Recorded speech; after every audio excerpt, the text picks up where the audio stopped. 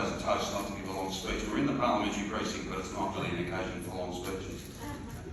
Can I begin by acknowledging the traditional owners of this land and pay my deep personal respects to their elders past and present, to each of the leaders of the Jewish community that have been duly acknowledged, and I again observe all protocols, consider yourself acknowledged, to the many rabbis and other faith leaders, consular corps members. I do want to pay a special mention of His Excellency Amir Maimon, who I had a little time with earlier on this afternoon. It's great to see you, Mr. Ambassador. You're always welcome in Melbourne.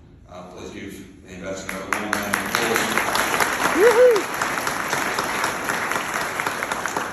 We've had, as always, a very productive discussion. I look forward to this event every year. It's a great opportunity to meet with friends and colleagues, and I want to pick up on a couple of the points that I made just a moment ago about bipartisanship. But it's a great opportunity for us to celebrate the modern state of Israel and to reaffirm our commitment to Israel's existence, but not just its survival, but the preconditions that are essential for Israel and Israelis to thrive, to be a beacon of democratic freedom, of trade unionism, of inclusion, of equality right throughout what is a complex and often troubled region. So that's an important reason to come together. And the 75th anniversary is a really significant milestone. It's also a great opportunity for us to gather together and send the clearest possible message to Melbourne and Victoria's Jewish community that we value you, we respect you, we understand that you are central to our multiculturalism and indeed central to the success and progress of a modern Victoria. Very hard to tell the story of our state without including the profound and enduring contribution that our Jewish community has made and continues to make. Celebrating faith and culture, but also sharing faith and culture. That's the most generous thing that any group can do. And on a very personal note, one of the great joys of my time in political leadership, whether it be as the opposition leader or the blessings I've had to be elected 3 times now as the Premier of our state, in good and bad times, I've always been made welcome in Jewish households. I've always been made welcome at shul. I've always had a phone call, sometimes with advice, sometimes with praise, sometimes an altogether different discussion. But the genuine spirit in which that friendship has grown to be considered a friend of this community is one of the great honours of my time in public life. I thank you very much for those very kind words.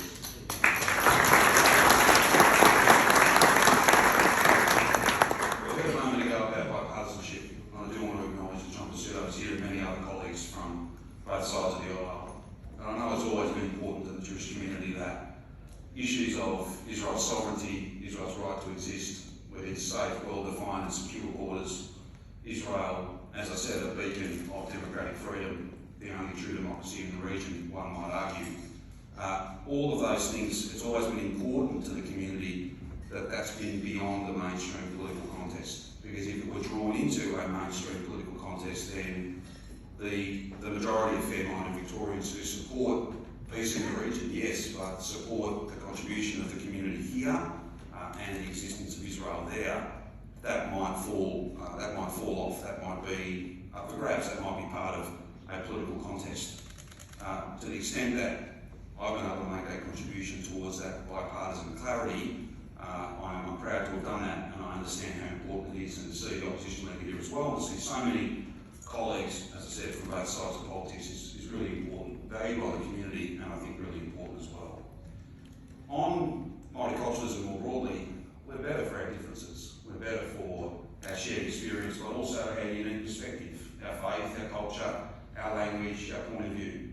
Our story becomes woven into a much broader and more vivid story, a story of a modern Victoria.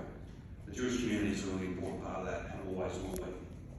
But just as all of us here tonight support multiculturalism and fairness and decency and the ability to be who you are, no more, no less, and for that to be enough, there are some in our community who do not support that view.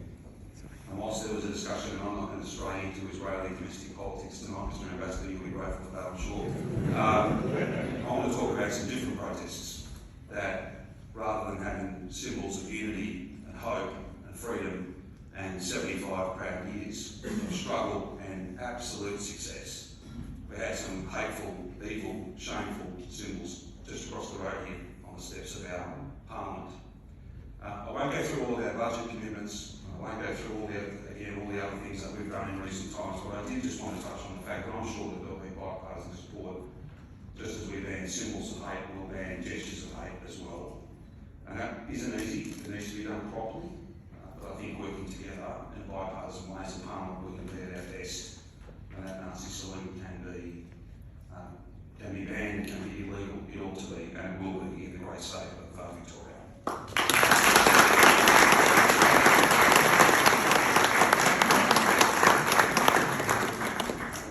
John and David Southwick have rather got one up on me. I don't have a trip planned to Israel. I won't rush off to the travel agent to book one now, but I know they're going. But I have been blessed to be there twice. And I look forward to meeting there again with colleagues at some point in the future. The Jewish community is very important to our state. Israel is important to our world, for what it represents and what it delivers. That sense of prosperity and progress, that sense of questioning, that sense of adventure as well, that constant search for something better.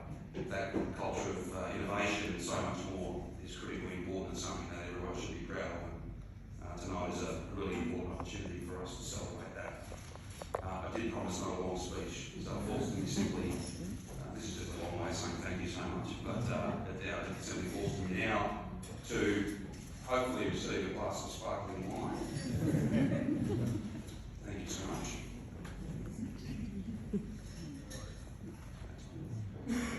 Thank you all for being here, and to ask you to, you don't have glasses though.